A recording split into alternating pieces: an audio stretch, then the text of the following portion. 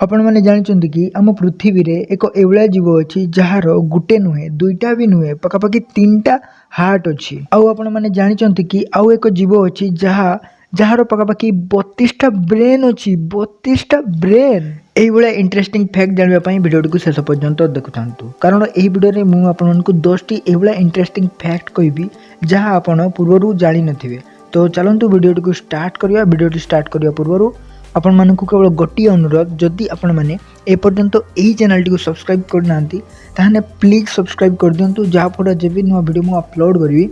आपन को सहजरे मिल पारिबो। Fact number 1 आपण माने जानिचंती कि आमे रोसई करबा बेले जो गैस यूज करूना से गैस असल रे स्मेललेस माने बास्नाहीन किंतु जतबेले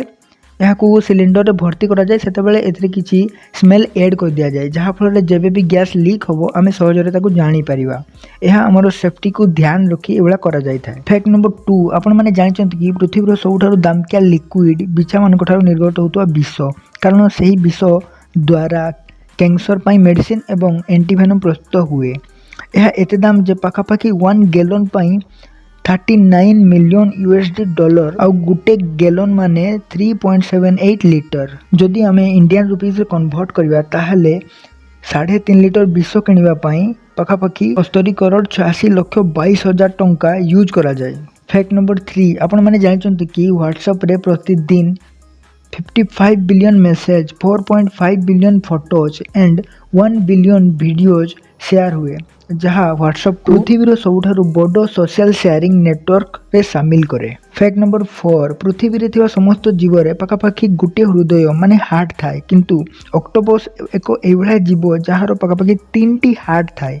एवं ऑक्टोपस रो जो ब्लड थाए ना जो रक्त ताहा लाल नुहे ताहा नीलो कलर रो जहाँ ताकू एते यूनिक करि थाए। फैक्ट नंबर 6 आपण माने जानचंती कि पृथ्वी रे एक एवळा जीव अछि जहार पाखापाखि 32टा ब्रेन। हाँ आपण माने ठीक सुनुचंती लीच बा ताकू उड़िया रे जोको कह जे सेमानकर पाखापाखि 32टा ब्रेन थाए। साइंटिस्ट माने एबे भी से ऊपर स्टडी करचंती एमानको 32टा ब्रेन हुए केमती एवं 32टा ब्रेन हेबार कारण कोन साइंटिस्ट माने एबे सुद्धा एही विषय रे स्टडी करचंती। फैक्ट नंबर 7 आपण माने जानचंती कि जेबे भी आमे आईना रे निजको देखि कथबार्ता होउना सेतेबेले हमरो कंसंट्रेशन पावर एवं मेमोरी पावर बढ़ी जाए। तो जदि आपण निजरो मेमोरी पावर एवं कंसंट्रेशन पावर को बढ़ावा पई चाहूचंती ताहले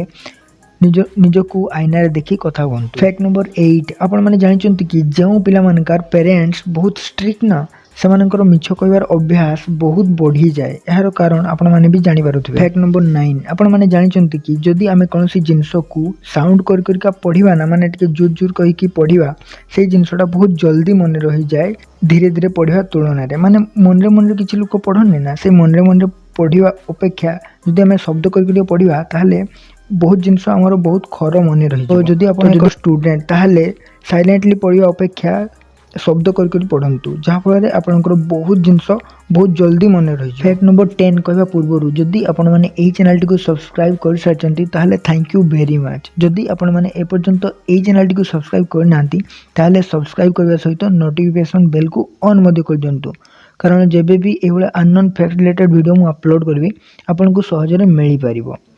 फैक्ट नंबर 10 आपण माने जानचंती कि पृथ्वीर सबुठारु विषाक्त साप होची ब्लैक माम्बा जाहाकू ए साप थरे कामडी ना तार बंचिबार चांस 1% भी नाही एते विषाक्त ए साप ब्लैक माम्बा नाम सुनी कि आपण माने भाबुतबे एहार बॉडी कलर ब्लैक किंतु सेमती किछि नाही एक्चुअली एहार बॉडी कलर होची ग्रे किंतु एहार मुहु भीतर कलर होची ब्लैक तेणु कि एहाकू ब्लैक माम्बा कहा जाए आउ एहा होची सबुठारु विषाक्त साप मध्यरु गुटे।